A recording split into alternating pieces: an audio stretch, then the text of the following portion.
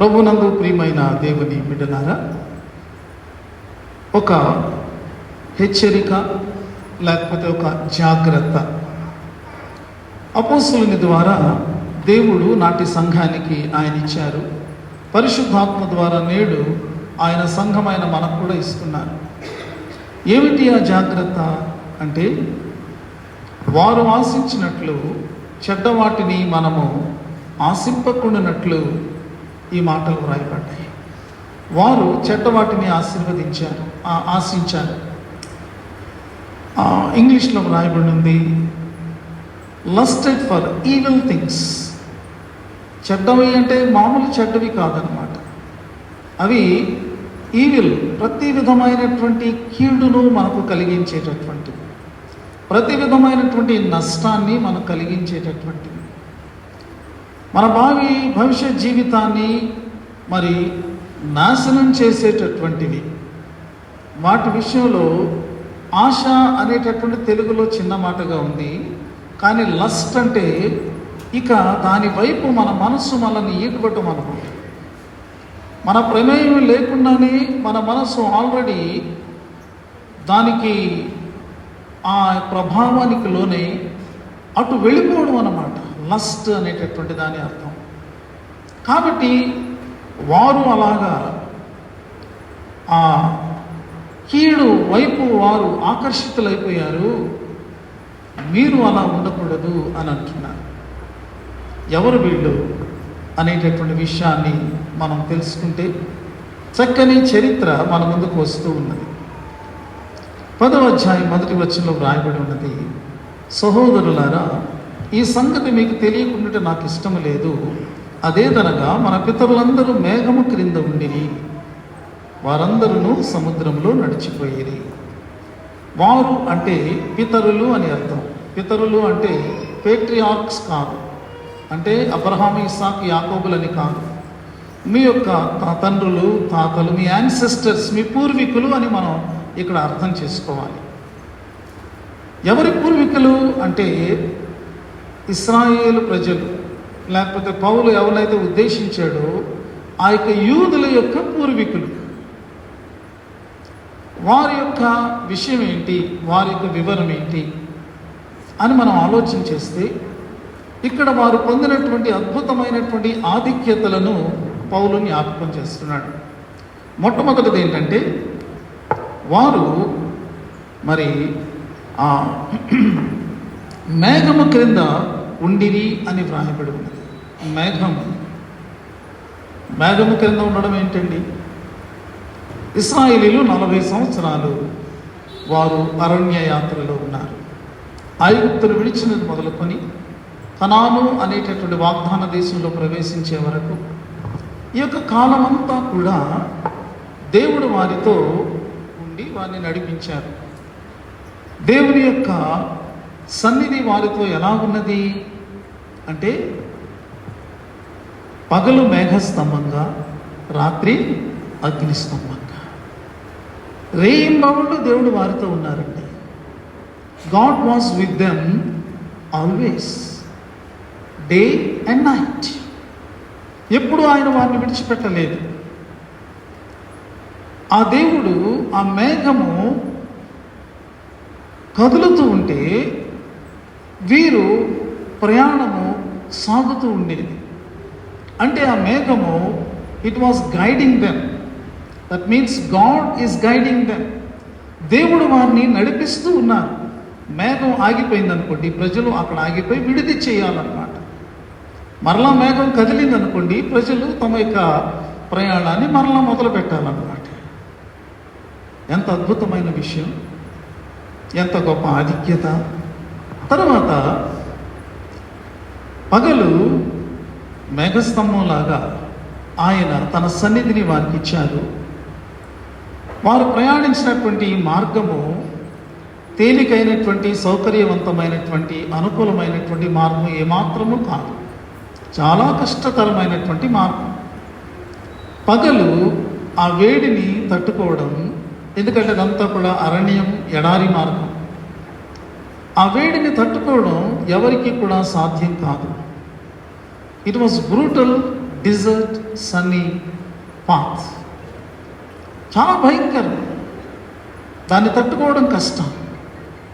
మరి అలాంటప్పుడు ఎలా ప్రయాణం చేయగలరు? మనము కొద్దిగా ఎండ మరి కొద్దిగా మనకు అనిపిస్తే మనము మన యొక్క ప్రయాణాలన్నీ కూడా ఏసీ కారు, బస్సు, లేకపోతే ఏసీ ట్రైను, ఈ రీతిగా మనకు ఉంటుంది. మరి వారు ఆ యొక్క మరి ఎటువంటి కవరింగ్ లేనటువంటి ఆ యొక్క ఎడారిలో నడిచిపోవాలి కదా. మేఘంలో దేవుడు తన యొక్క నీడను వారి మీద పరిచారన్నమాట. ఆ నీడలో వారు అంత భయంకరమైనటువంటి తీక్షణమైనటువంటి ఎండ వేడిమి నుండి వారు తప్పించబడిన వారై వారి ప్రయాణం కొనసాగింది. రాత్రి అయిందనుకోండి, ఇట్ వాజ్ చిల్లింగ్ కోల్డ్. అది ఎముకలను కూడా వణికించేటటువంటి, ఎముకలు కొరికే చలి అంటారు చూసారా, అంత భయంకరమైనటువంటి చలిగా ఉంటుంది. పగలు యొక్క ఎండ యొక్క తీక్షణత ఎంత ఉంటుందో, రాత్రి ఆ చలి యొక్క తీక్షణత అంత ఉంటుంది. మనిషి బిగుసుకొని చనిపోతాడు అనమాట. మరి అలాంటి పరిస్థితుల్లో వారి యొక్క ప్రయాణం ఎలా సాగింది? అగ్నిస్తంభం. అగ్ని వల్ల రెండు ప్రయోజనాలు. ఒకటి ఏంటంటే, ఇట్ గివ్స్ లైట్. వారికి వెలుతురునిస్తూ ఉంటుండే, ఆ వెలుతురులో వారి ప్రయాణం. And also it gives heat. అది వేడిమనిస్తూ ఉన్నప్పుడు ఆ చలిని తట్టుకోవడానికి తగినటువంటి వేడిమి వారికి లభించింది. ఇంతకాలము కూడా వారి ప్రయాణమంతా అలాగే కొనసాగింది. వాక్యంలో కీర్తనాకారుడు అంటాడు, పగులు ఎండ దెబ్బ అయినను, రాత్రి వెన్నెల దెబ్బ అయినను నీకు తగలదు. ఎందుకంటే ఆయన నిన్ను కునుకక నిద్రపోక కాపాడుతూ ఉన్నాడు. ఎంత అద్భుతమైన సంగతి! ఇశ్రాయేలీయుల జీవితంలో, ఆ పితరుల జీవితంలో ఇది అక్షరార్థంగా నెరవేరినట్లు మనము చూస్తూ ఉన్నాము. God's presence and God's glory was with them. ఆ ప్రజలతో దేవుని యొక్క సన్నిధి, దేవుని యొక్క మహిమ వాళ్ళతో ఉన్నాయి. ఈ భూప్రపంచంలో మానవ చరిత్రలో ఏ ప్రజలకు, ఏ జనాంగానికి ఎప్పుడూ ఇలాంటి అనుభవాలు లేవండి. It was really unique experience for the people of Israel. ఎంత అద్భుతమైనటువంటి అవకాశం! షకీనా గ్లోరీ అని అన్నారు. దేవుని యొక్క మహిమా సన్నిధి వారిని నడిపించింది. రెండవది మనం గమనిస్తే ఇక్కడ పౌలు వారికి జ్ఞాపకం చేస్తుంది ఏంటంటే, వారందరూ సముద్రములో నడిచిపోయేది, అందరూ మోషేను బట్టి మేఘములోను సముద్రములోను బాప్తిస్మము పొందిరి అని వ్రాయబడి ఉన్నది. మరిచిపోలేనటువంటి రెండవ మహా అద్భుతమైనటువంటి సంఘటన ఇశ్రాయేలీయుల జీవితంలో ఎర్ర సముద్రాన్ని దాటడం. లక్షల మంది ప్రజలు అక్కడ ఉన్నారు. ముందు సముద్రము ఉన్నది, వెనుక మరి ఐగుప్తు యొక్క బలమైన సైన్యాలు ఉన్నాయి. ఇశ్రాయేల్ ప్రజలకు ఏమీ అర్థం కాలేదు. ఏమిటి అంటే, ముందు నుయ్యి వెనుక గొయ్యిలా ఉంది మా పరిస్థితి, సముద్రంలో పడి మేము చనిపోలేము, వెనుదిరిగితే మరి కక్షతో రగిలిపోతున్నటువంటి ఫరో మమ్మల్ని అందరినీ కూడా చంపేస్తాడు, లేకపోతే ఈసారి తీసుకెళ్తే అతడు పెట్టేటటువంటి శ్రమను మేము తట్టుకోలేము అన్నట్టుగా వాళ్ళ మధ్యలో చిక్కుపడిపోయినట్టు పరిస్థితి ఉంది. వాళ్ళు ఎన్నడూ కూడా ఊహించలేదు. కానీ వారి ముందు సముద్రం తెరుచుకుంది, మార్గం ఏర్పడింది, ఆరిన నేల వారి ముందు ఒక చక్కని మరి రోడ్డు మార్గంలాగా అది సిద్ధపరచబడింది.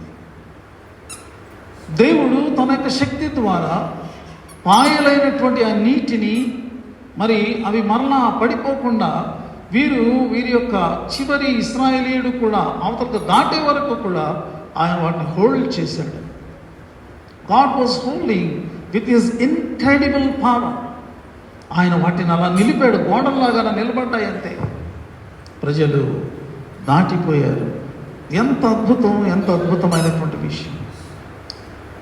పౌలు దీనిని నాటి ఈ కొరింథీలో ఉన్నటువంటి వారికి ఆయన ఎలాగన దానిని అప్లై చేశాడంటే, అది బాప్తిస్మంతో సమానమైనటువంటిది. వాళ్ళు నీళ్ళ మధ్యలో ఉన్నారు, అటు ఇటు నీళ్ళే. మోషేలో వాళ్ళు బాప్తిస్మం పొందారు అంటే మోషేతో ఐడెంటిఫై అయ్యారు వాళ్ళు. మోషే దేవుడు మా కొరకు పంపినటువంటి విమోచకుడు. మోషే మమ్మల్ని నడిపించడానికి దేవుడు పంపినటువంటి మా నాయకుడు అని వారికి ఆ సంఘటనతో మరింత స్పష్టమైపోయింది. దీనిని పౌలు మరి క్రైస్తవులకు అప్లై చేస్తూ ఉన్నాడు. క్రీస్తులోనికి బాప్తిసం పొందినటువంటి మీరందరూ క్రీస్తుని ధరించుకొని ఉన్నారు అని అంటాడు. కాబట్టి ఈ మహా అద్భుతమైనటువంటి సంఘటనను ఆయన జ్ఞాపకం చేస్తూ వారి జీవితాలకు ఆయన అన్వయింప చేస్తున్నాడు. మీరు క్రీస్తులోనికి మీరు బాప్తిసం పొందారు. నేటి క్రైస్తవ సంఘం కూడా ప్రియమైనటువంటి వాళ్ళరా, we identify ourselves with Lord Jesus Christ. నేను క్రీస్తుకు చెందిన వాడను, క్రీస్తుకు చెందిన దానను. నేను విశ్వాసము ద్వారా ఆయనలోనికి నేను ప్రవేశించాను. ఇది బాప్తిస్మం అప్పుడు మనం చేసేటటువంటి ఒక గొప్ప ఒడంబడిక. ఈ ఒడంబడికలో మనం ఒప్పుకుంటుంది ఏమిటంటే, యేసు నా విమోచకుడు, జీసస్ ఈజ్ మై రిడీమర్. ఆయన నాకు విడుదలనిచ్చిన వాడు, హీ ఈజ్ మై డెలివరర్. ఆయన నన్ను రక్షించిన వాడు, he is my saviour. And now he is my lord and my God.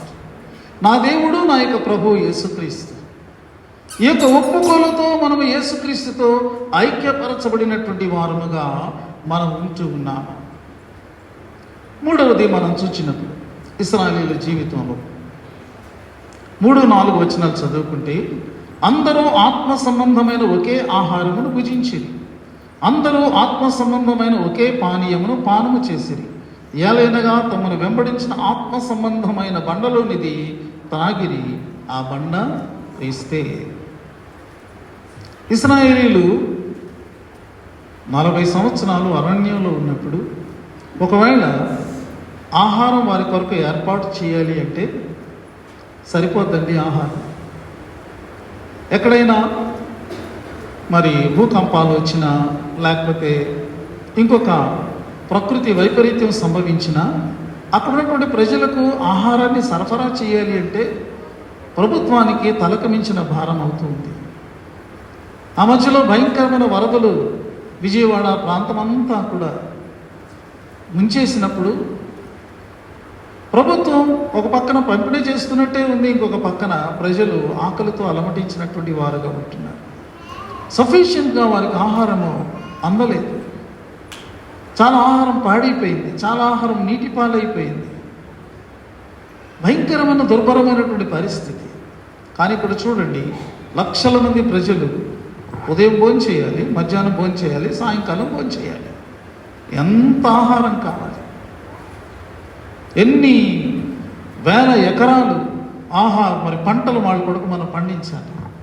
సాధ్యమా? కానీ వారి కొరకు ఒక స్పెషల్ ఫుడ్, అది భూమి మీద పండేటటువంటి పంట కాదు, పరలోకము నుండి వారి కొరకు దేవుడు కురిపించినటువంటి ఆహారం, దాని పేరు మన్నా. వారు ఉదయకాలమునే వెళ్ళి ఆ యొక్క మంచు మీద పడినటువంటి ఆ యొక్క మరి ఆ కణములను వాళ్ళు చూసినప్పుడు వాళ్ళు ఏమన్నారంటే, ఇదేంటి అని అన్నారు. మన్నా అంటే అర్థం ఏంటంటే ఇదేంటి అని అర్థం. Simple meaning. It's a wonder, it's a miracle. ఉదయముననే వారికి సరిపోయినంత మన్నా కురిసినప్పుడు వారి దగ్గర ఉన్నటువంటి బాస్కెట్స్లో, పాత్రలలో వారి కోసమైనటువంటి ఆహారాన్ని చక్కగా వారు దానిని కలెక్ట్ చేసుకున్నారు. అది తేనె వలె మధురంగా ఉంది అని వ్రాయబడి ఉన్నది. దానితో వారు రకరకాలుగా అట్లు చేసుకుని తినచ్చు, డైరెక్ట్గా తినచ్చు. అలాగున దేవుడు వారికి ఇచ్చారు. ఈ ప్రయాణం అంతటిలో వారికి అవసరమైనటువంటి ఎనర్జీ, వారికి అవసరమైనటువంటి స్ట్రెంగ్త్, ఈ ప్రయాణం చేయడం కోసం అంతా కూడా దేవుడు ఆ యొక్క మన్నాలో ఆయన ఉంచి వారి కొరకు ఇచ్చాడు. ఎంత అద్భుతం! ఇంకొక వాక్యంలో వ్రాయబడి ఉన్నది, మరి దేవదూతల ఆహారం అని వ్రాయబడి ఉన్నది. చూశారు? Is it not a great miracle? unforgettable miracle in the history of Israel.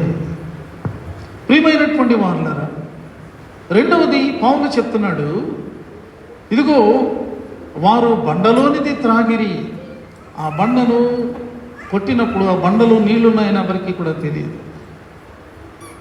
అయ్యో, మేము, మా పశువులు, మా పిల్లలు అందరం కూడా ఈ దప్పికను మేము తట్టుకోలేక మేము చనిపోతామని వాళ్ళు ఒక పరిస్థితికి వచ్చేసారు. వారు ఎదురుగున్న వారికి సమీపంలో ఉన్నటువంటి బండలోనే దేవుడు జలములు భద్రపరిచాడని వాళ్ళకి తెలియదు. ఒకవేళ మనం ఉంటే మనకు కూడా తెలిసి ఉండేది కాదు. We cannot expect. దేవుడు ఎప్పుడూ కూడా అన్ఎక్స్పెక్టెడ్ థింగ్స్ చేస్తారని మనం తెలుసుకుంటున్న వాక్యాన్ని చదివినప్పుడు యూ కెనాట్ ఎక్స్పెక్ట్. నువ్వు ఊహించలేవు, నీ యొక్క మనసు సరిపోదు. కానీ బండ మీద మోషే కర్రతో కొట్టినప్పుడు బండ చీలి కాలువలంతా, నదులంతా, సముద్రమంతా అన్నట్టుగా కీర్తనాకారుడు వివరిస్తాడు. ఎందుకంటే అక్కడ ఉన్నటువంటి వాళ్ళు ఒకళ్ళు ఇద్దరు కాదు, లక్షల మంది ప్రజలకు ఎంత వాటర్ కావాలి. వారు సమృద్ధిగా తాగారు అని వ్రాయబడి ఉన్నది. అంటే what ever they were eating, what ever they were drinking, it remains the power and the presence of almighty God. దేవుని శక్తిని, దేవుని యొక్క సన్నిధిని, ఆ సర్వశక్తిని యొక్క ప్రసన్నతను వారు తినేటప్పుడెల్లా, తాగేటప్పుడెల్లా వారికి అవగతమవుతూ ఉన్నదన్నమాట. నీవు తింటున్న ఆహారం, నీవు చేస్తున్న పానం దేవుని కృపా, దేవుని అద్భుతమని గ్రహించుకుంటావా?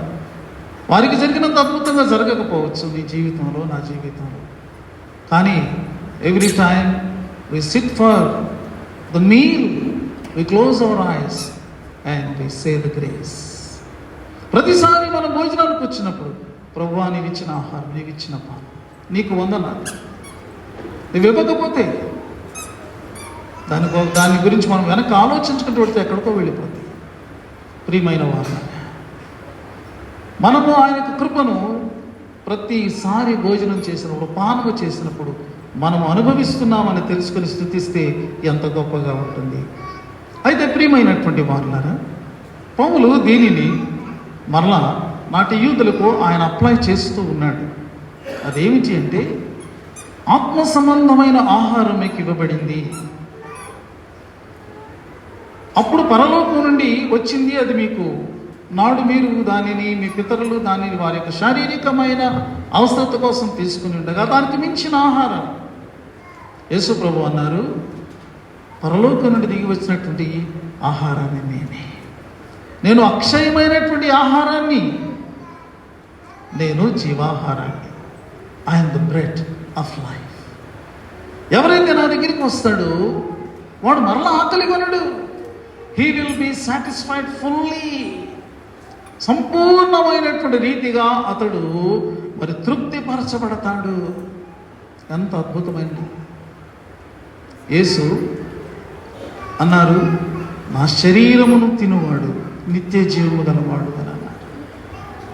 ఆయన ఇచ్చినటువంటిది ఏమిటంటే, తన చేతిలో ఒక రొట్టె పట్టుకుని విరిచి దానిని ఇవ్వడం కాదు, తన శరీరాన్ని సిలువలో మన కొరకు విరిచి ఆయన మన కొరకు ఇచ్చాడు. ఎవరైతే యొక్క సిలువ త్యాగమును విశ్వసిస్తారో వారి జీవితంలో నిత్య జీవం వారికి కలుగుతుంది. రెండవది, వారు బండలోనిది త్రాగారు. పౌలు అంటాడు, ఇప్పుడు ఆ బండ క్రీస్తే అంటాడు. నాడు ఇశ్రాయేలీయులు ప్రయాణం చేస్తున్నప్పుడు చీలినటువంటి బండలో నుండి ప్రవహించింది కేవలము జలము మాత్రమే. కానీ క్రీస్తును బండ కొట్టబడినప్పుడు ఆయనలో నుండి ప్రవహించింది రుధిరధారలు. ప్రియమైన వారులారా, ఎవరైతే మరి చిందించబడినటువంటి క్రీస్తు యొక్క రుధిరమునందు విశ్వాసం ఉంచుతారో వారికి జీవం కాదు, నిత్య జీవం. ఇదిగో నేనిచ్చు నీళ్లు త్రాగువాడు మరలా తప్పికొనడు. యేసు ప్రభువారు ఆయన మాట్లాడుతూ ఉన్నారు. ఈ యొక్క అద్భుతం కూడా మన జీవితంలో దేనిని మనకు తెలియచేస్తుందంటే, పరిశుద్ధ సంస్కారాన్ని తెలియచేస్తున్నది. మనము ప్రతి నెల ప్రభు వాళ్ళ దగ్గరికి వచ్చేటప్పుడు మనము తాకుచున్నది దేనిని అంటే స్వయంగా ప్రభువును మనం తాకుతూ ఉన్నామన్నట్టు విశ్వాసం ద్వారా. when we touch the bread, when we take the cup, అక్కడ ఉన్న పదార్థాలు దేనిని సూచిస్తున్నాయంటే మన కొరకు విరువబడిన క్రీస్తు శరీరాన్ని, మన కొరకు చిందించబడినటువంటి క్రీస్తు యొక్క రుధిరాన్ని జ్ఞాపకం చేస్తూ ఉన్నాయి. ఆయన మనల్ని వెంబడిస్తూ ఉన్నాడట. The lord is following us. మన ప్రయాణం ప్రారంభమైంది. పాపం అనేటటువంటి ఈ యొక్క ఐగుప్తును మనం విడిచాము. లోకం అనేటటువంటి ఈ యొక్క ఐగుప్తును మనము విడిచాము. లోక సంబంధమైన జీవితం. మన యొక్క ప్రయాణము కొనసాగుతూ ఉన్నది పరమ కానాను వైపు. కానీ ఈ ఐగుప్తుకు కానానుకు మధ్యలో ఉన్నటువంటి ఈ యొక్క ప్రయాణ మార్గము కఠినమైనటువంటిది, కష్టతరమైనటువంటిది. అది పగలు తట్టుకోలేనటువంటి ఎండ ఎలా ఉంటుందో అలా ఉంటుంది, రాత్రి తట్టుకోలేనటువంటి చలి ఎలా ఉంటుందో అలా ఉంటుంది. ఈ ప్రయాణం అంతటిలో మనకు ఆహారం కావాలి, పానం కావాలి, ఎన్నెన్నో అవసరతలు ఉన్నాయి. కానీ వారిని వెంబడించినటువంటి క్రీస్తు, ఈనాడు మనల్ని వెంబడిస్తున్నటువంటి ఆయన యొక్క కృపా సన్నిధి ఉన్నది మనం జ్ఞాపకం చేసుకోవాలి. కాబట్టి ఇశ్రాయేలీయులను మనం జ్ఞాపకం చేసుకున్నప్పుడు ప్రియమైనటువంటి వారులారా, ఇన్ని ఆశీర్వాదాలు, ఇన్ని ఆత్మీయమైనటువంటి ఆధిక్యతలు మరెవ్వరికీ కూడా లేకుండా ఉండినవి. దానిని బట్టి వారు ఎంత అదృష్టవంతులో, ఎంత దేవునికి వారు స్తుతులు చెల్లించవలసిన వారు.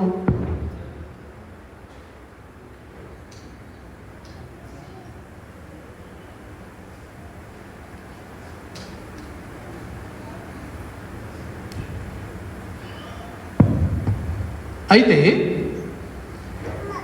ఇక్కడ 5వ వచనంలో రాయబడిన మాట ఒకసారి చూడండి. 10వ అధ్యాయం 5వ వచనంలో, అయితే వారిలో ఎక్కువ మంది దేవునికి ఇష్టలుగా ఉండకపోయిరి గనుక అరణ్యములో సంహరింపబడి.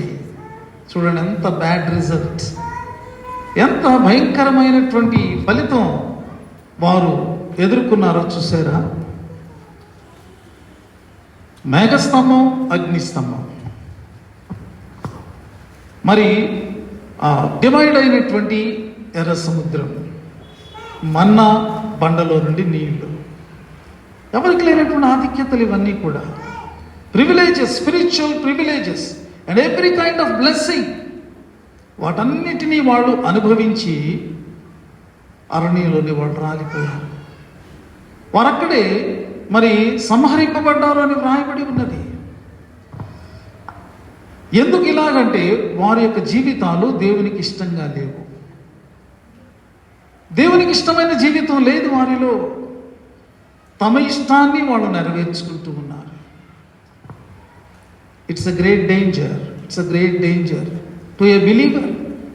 ఒక విశ్వాసి జీవితంలో అతి ప్రమాదకరమైనది ఏంటంటే దేవునికి ఇష్టమైన జీవితాన్ని విడిచిపెట్టి తనకిష్టమైనటువంటి జీవితాన్ని అవలంబించటం చాలా ప్రమాదకరమైనటువంటి విషయం. అదే జరిగింది ఇక్కడ. మనకు సాక్రమెంట్స్ అని 2 ఇవ్వబడ్డాయి. ఈ సాక్రమెంట్స్లో మొట్టమొదటిది ఏంటంటే బాప్తిస్మము, రెండవది ఏంటంటే పరిశుద్ధ సంస్కారము. ఎందుకని వాటిని సాక్రమెంట్స్ అన్నారంటే యేసు ప్రభు వీటిని ఖచ్చితంగా చేయమని చెప్పారు కాబట్టి. ఆయన మిగిలినటువంటి వేటిని కూడా ఏ ఆచారాలు మనకి ఆయన ఇవ్వలేదు. విశ్వాసాన్ని ఇచ్చారు, వాక్యాన్ని ఇచ్చారు, వాక్యం నందు విశ్వాసాన్ని ఆయన మనకు చెప్పారు, ప్రార్థన చెప్పారు. కానీ మిగిలిన ఆచారాలు ఏమీ లేవు. 2 మాత్రమే. నమ్మి బాప్తిసం పొందాలి, అలాగే అలా పొందిన వారందరూ కూడా పరిశుద్ధ సంస్కారంలో ఇదిగో నా శరీరాన్ని తిని నా రక్తాన్ని త్రాగాలి అని ప్రభు వారు చెప్పారు. ప్రియమైనటువంటి వాళ్ళారా, వారు అలాంటి అనుభవాలు కలిగి ఉన్నప్పటికీ కూడా వాళ్ళు నశించిపోయారు కదా. నేను బాప్తిసం తీసుకున్నాను, నేను ప్రభురాత్రి భోజన సంస్కారంలో పాలు పొంగులు పొందుతున్నాను కాబట్టి నాకు ఢోకా లేదు, నేను ఎలా జీవించినా అంటే సరిపోతుందా?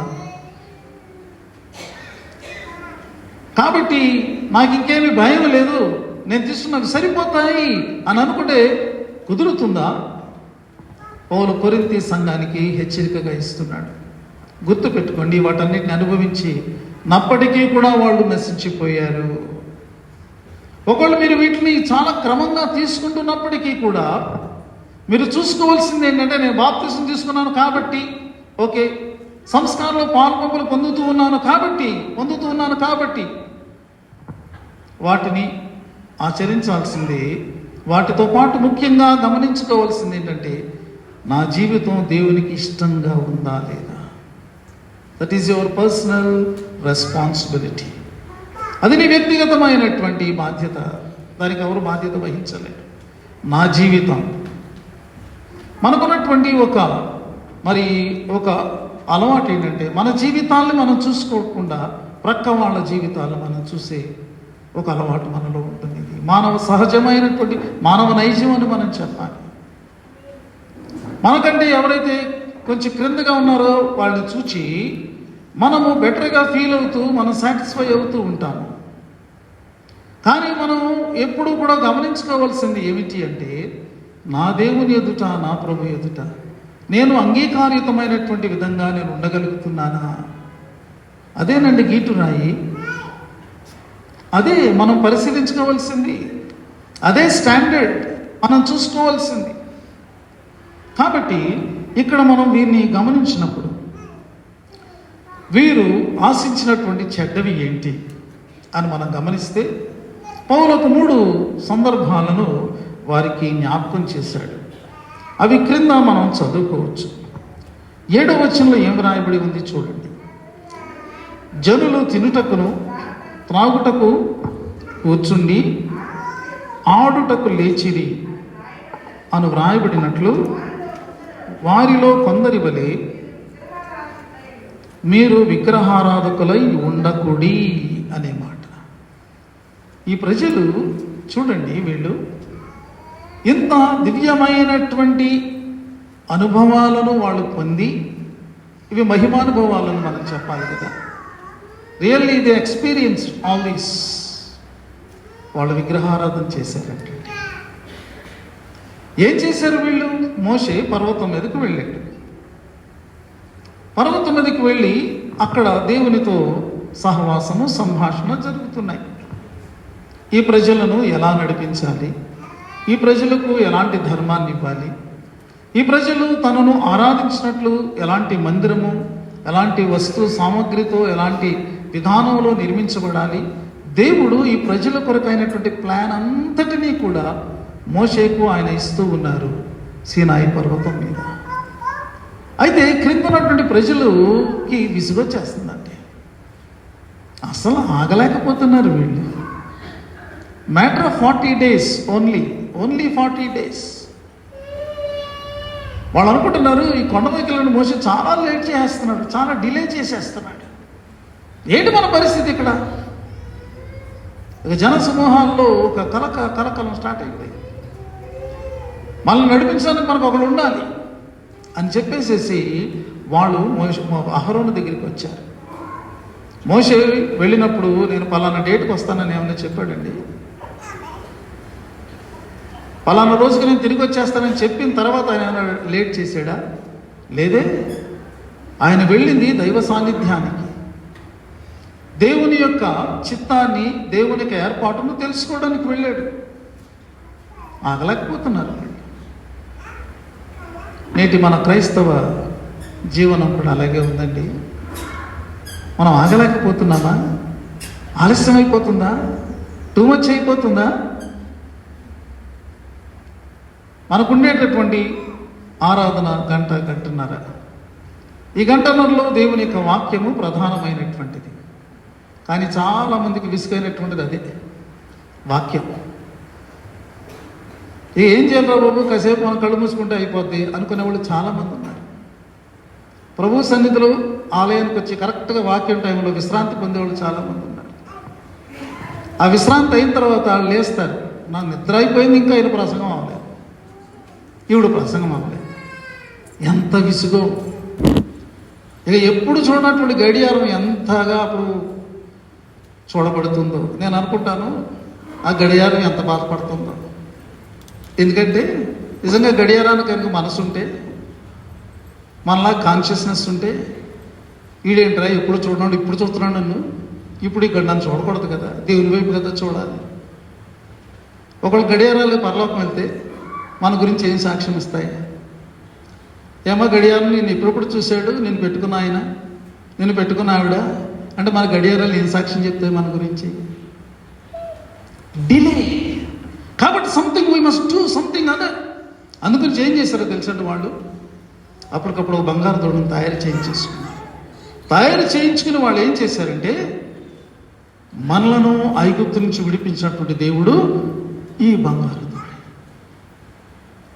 నిన్నటి వరకు దాని రూపం లేదు, ఇప్పుడు ఒక దూడ రూపంలోకి వచ్చింది. నిన్నటి వరకు కొంతమంది చెవులకి మరి చెవి దిద్దుల్లాగా, కొంతమంది మెడల్లో ధరించుకున్నటువంటి హారాల్లాగా, కొంతమంది చేతులకి గాజుల్లాగా ఉన్నాయి నిన్నటి వరకు.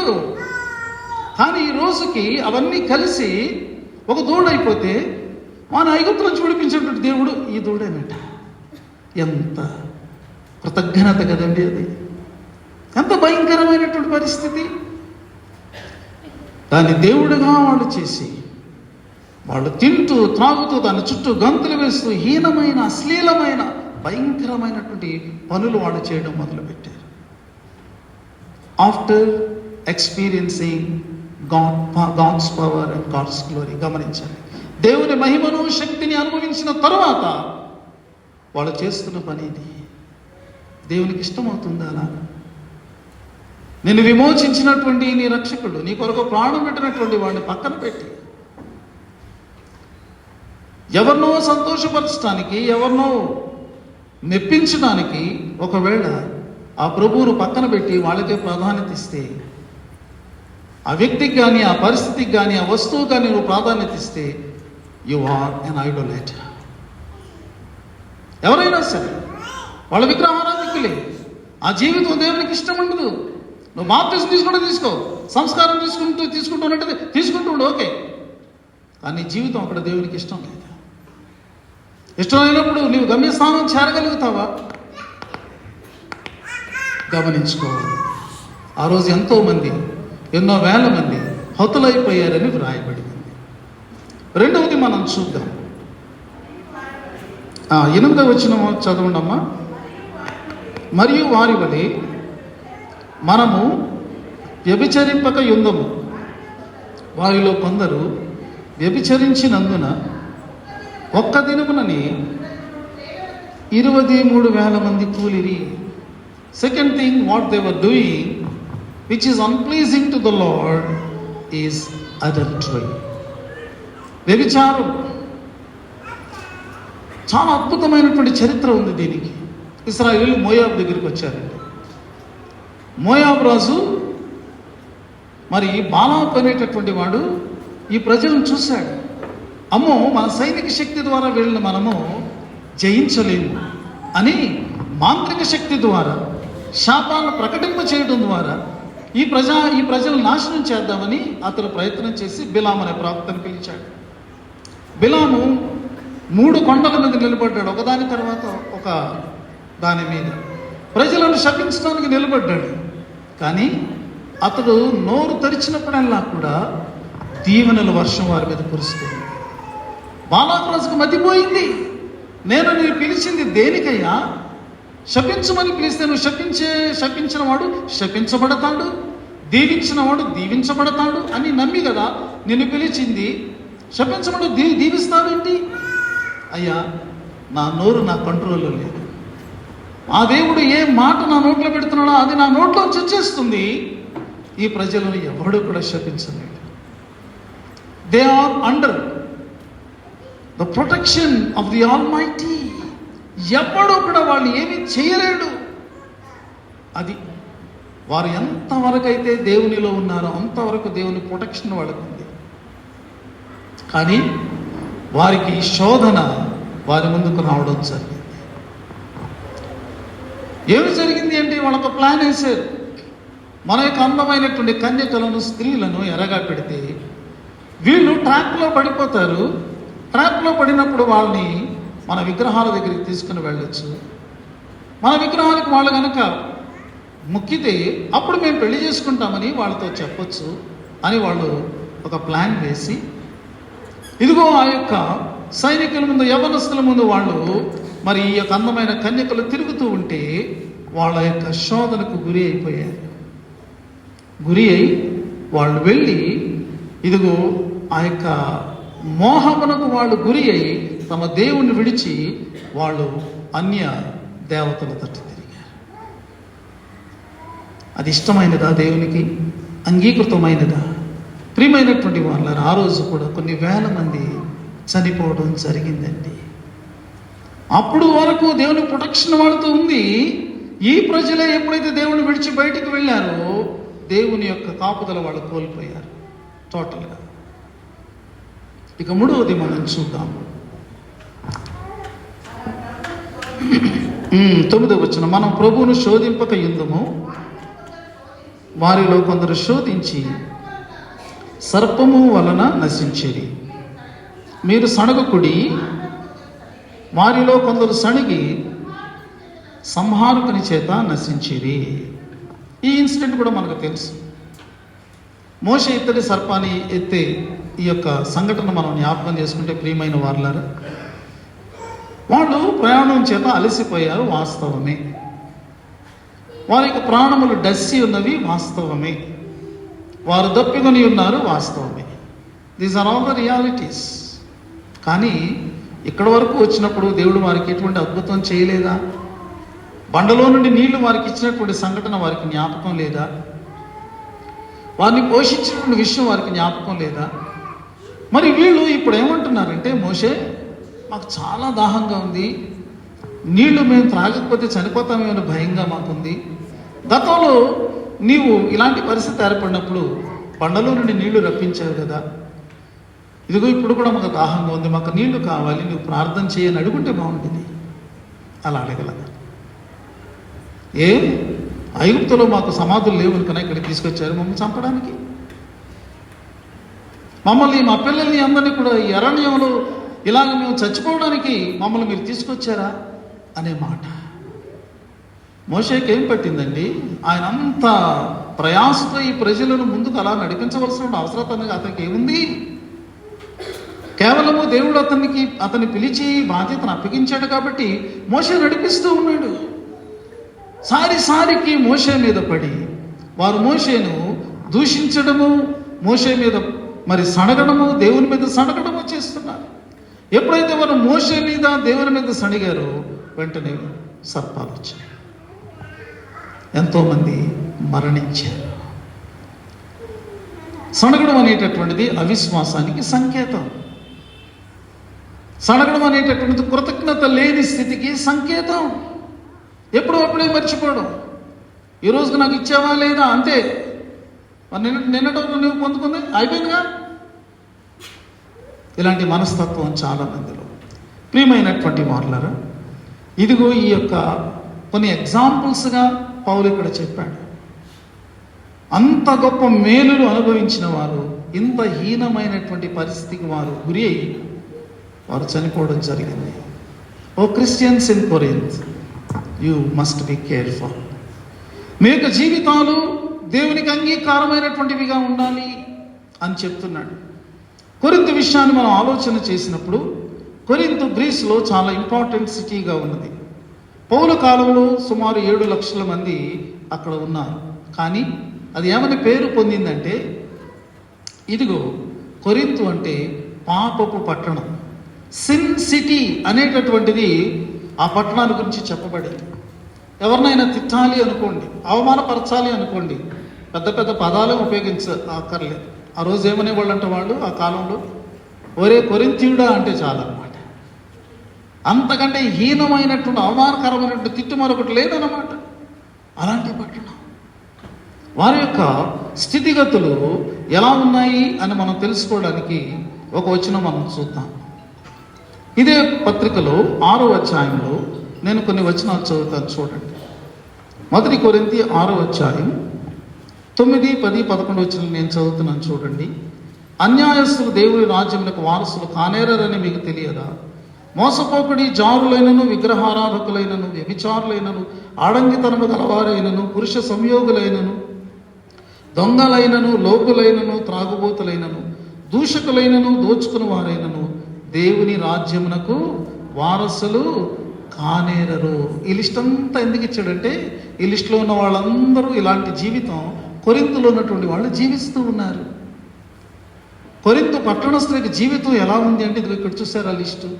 ఎంత భయంకరమైనటువంటి మరి ఆ యొక్క లక్షణాలు వాళ్ళు కలిగి ఉన్నారు. అయితే పౌలు వీటన్నిటిని చెప్పిన తర్వాత వీళ్ళతో ఏమంటున్నాడు? 11 వచనం, మీలో కొందరు అట్టి వారై ఉంటిరి, కానీ ప్రభువైన యేసుక్రీస్తు నామమునను మన దేవుని ఆత్మయందును మీరు కడుగబడి పరిశుద్ధపరచబడిన వారై నీతిమంతులుగా తీర్చబడింది.